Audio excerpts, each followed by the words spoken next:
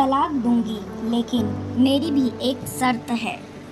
जब मैं रात को घर पहुंचा तो मेरी पत्नी ने खाना लगाया। मैंने उसका हाथ अपने हाथों में लिया और कहा, मुझे तुमसे कुछ ज़रूरी बात करना है। वो शांत बैठकर खाना खा रही थी। उसकी आंखों में कुछ दर्द सा साफ नज़र आ रहा था। अचानक, मुझे नहीं पता कैसे कहूँ, मगर मुझे उसे बताना ही था। मैंने बड़ी शांति से कहा, मुझे तलाक चाहिए। लगा जैसे उसे मेरे शब्दों से कुछ फर्क नहीं पड़ा, बल्कि उसने मुझसे पूछा, क्यों तलाक चाहिए। मैंने उसके सवाल को अनसुना किया तो उसे गुस्सा आ गया। उसने चम्मच उठाकर फेंक दिया और ज़ोर से चिल्लाई, तुम इंसान नहीं हो। उस रात हमने एक दूसरे से बात नहीं की। वो रो रही थी। मुझे पता था कि वो जानना चाहती थी आखिर ऐसा क्या हुआ जो हमारा रिश्ता टूटने की कगार पर आ गया। पर मेरे लिए उसके सवालों का जवाब दे पाना नामुमकिन था। मैं अब किसी और से प्यार करने लगा हूँ। अब मुझे उससे प्यार नहीं रहा। मैंने उसे उसके बरसों के प्यार की सज़ा दी थी। भरे मन से मैंने तलाक के पेपर तैयार किए। उसमें लिखा था कि वह पूरा घर, कार और कंपनी की 30% शेयर ले सकती है इस तलाक के बदले में। लेकिन उसने उन पेपर्स को देखा और उनके टुकड़े टुकड़े कर दिए। वो औरत जिसने मेरे साथ जीवन के 10 साल बिताए थे, वो आज मेरे लिए अनजान हो चुकी है। मुझे इन 10 सालों का जो उसने मेरे लिए बर्बाद किए, मगर मैं क्या करूं? जो हो चुका मैं उसे बदल नहीं सकता, क्योंकि मैं किसी और से अपनी पत्नी से भी ज़्यादा प्यार करने लगा था। आखिरकार उसके सब्र का बाँध टूट गया और वो फूट फूट कर मेरे सामने रोने लगी। मेरे लिए उसका रोना एक तरह से उसकी रिहाई की तरह था। तलाक की ये बात जो कई दिनों से मुझे परेशान कर रही थी, अब बिल्कुल साफ हो चुकी थी। अगले दिन मैं घर काफ़ी लेट आया। मैंने देखा कि वो टेबल पर बैठकर कुछ लिख रही थी। मैंने शाम का खाना नहीं खाया था, लेकिन फिर भी मैं सीधे ऊपर जाकर अपने कमरे में सो गया, क्योंकि पूरा दिन प्रिया के साथ रहने और कई जगह घूमने के बाद मैं थक गया था। वो शायद रात को उसी टेबल पर लिखते लिखते सो गई थी। सुबह उसने तलाक देने की शर्तें बताई। वो मुझसे कुछ भी लेना नहीं चाहती थी। उसे सिर्फ तलाक से पहले 1 महीने का समय चाहिए था। उसने आग्रह किया कि इस 1 महीने में हम दोनों वही पुराना वाला जीवन जिए जितना संभव हो सके, क्योंकि आने वाले महीने में हमारे बेटे की परीक्षा है। वह नहीं चाहती थी कि हमारे टूटे रिश्ते का प्रभाव उसकी पढ़ाई पर पड़े। मुझे भी और ठीक लगा, मगर वो कुछ और भी चाहती थी। जैसे शादी के दिन मैं उसे उठाकर अपने शयन कक्ष तक ले गया था, उसी तरह हर रोज़ 1 महीने तक मैं उसे शयन कक्ष से उठाकर मुख्य द्वार तक ले जाऊं। मुझे लगा यह पागलपन है, मगर इन आखिरी दिनों को थोड़ा अच्छा बनाने के लिए मैंने उसकी यह शर्त स्वीकार कर ली। मैंने प्रिया को अपनी पत्नी की सभी शर्तें बताई। वो हंसने लगी। उसे लगा मेरी पत्नी कितने भी तरीके अपना ले, तलाक होना तो तय है। मेरी पत्नी और मैं किसी से भी इस दौरान नहीं मिले थे, लेकिन उस दिन जब मैं पहले बार उठाकर गेट तक लेकर गया तो हम दोनों काफ़ी अजीब महसूस कर रहे थे। पीछे से हमारा बेटा भी खिलखिलाकर खुश हो रहा था। अगले दिन यह काम थोड़ा सामान्य और आसान हो गया। वह मेरे सीने से लगी थी और मैं उसकी खुशबू महसूस कर रहा था। ऐसा लगा जैसे कई दिनों बाद मुझे ये खुशबू मिल रही है, या फिर कई दिनों से मैंने उसके होने का महसूस नहीं किया था। पहले जितनी उसमें वो कसाव नहीं था, और चेहरे पर कुछ हल्की झुर्रियाँ नज़र आ रही थी और बाल भी सफ़ेद होने लग गए थे।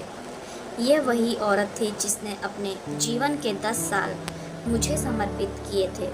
चौथे दिन जब मैंने उसे उठाया तो वो पुरानी रोमांच लौटने लगी थी।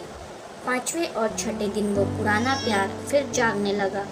मैंने प्रिया को इस बारे में कुछ नहीं बताया था। अब उसे उठाना और आसान हो गया था। शायद हर रोज़ यह सब करने का मैं आदी हो गया था।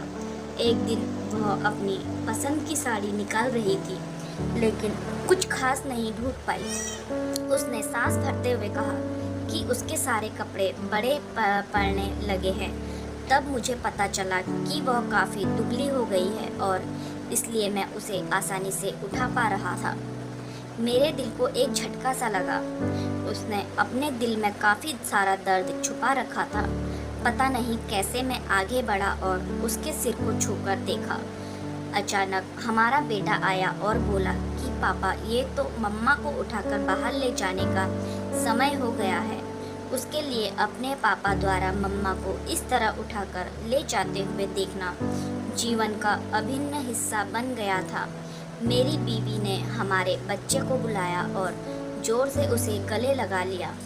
मैंने कहा, चेहरा दूसरी तरफ कर लिया। मुझे लगा कहीं मैं अपना निर्णय न बदल लूं। मैंने अपनी पत्नी को रोज की तरह उठाया और बेडरूम से सीटिंग रूम होते हुए हॉल तक लाया। उसने प्यार से अपने दोनों हाथ मेरी गर्दन के आसपास रख दिए। मैंने उसे जोर से पकड़ रखा था, बिल्कुल हमारे सुहागरात की तरह, मगर उसका इतना कम वजन मुझे परेशान कर रहा था। महीने के आखिरी दिन जब मैं उसे उठाया तो मेरे लिए एक कदम भी चल पाना मुश्किल हो रहा था। हमारा बेटा स्कूल जा चुका था।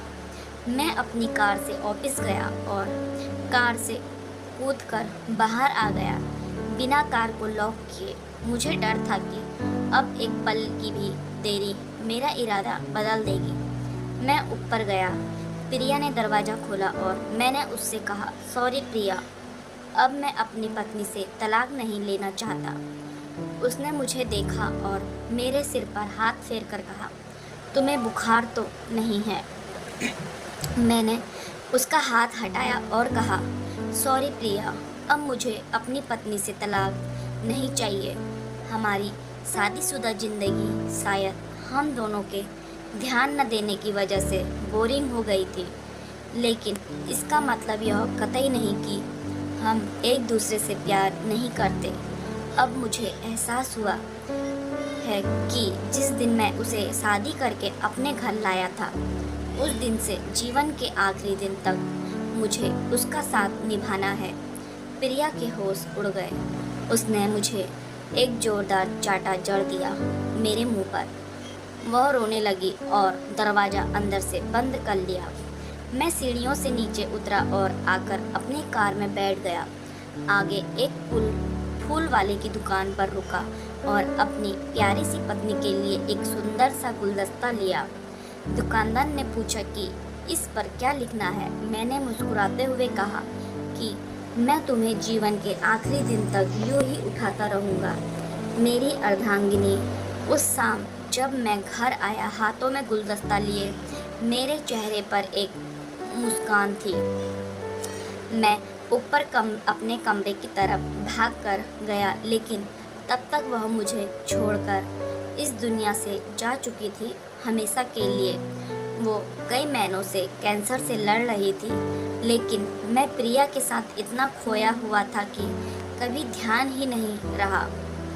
उसे पता था वह जल्दी ही मुझे छोड़कर जाने वाली है, इसलिए वह मुझे और मेरे बेटे को रिश्ते को टूटने से बचाना चाहती थी। मैं नीच उससे तलाक लेना चाहता था, लेकिन फिर भी उसने मुझे अपने बच्चे की नज़रों में एक प्यारा पति और पिता बना दिया। जीवन की छोटी छोटी बातें रिश्तों में बहुत महत्व रखती है। बड़ा घर, बड़ी कार और बैंक बैलेंस ये खुशियों का हिस्सा ज़रूर बन सकते हैं, मगर अपनों के बिना इनकी कोई कीमत नहीं है।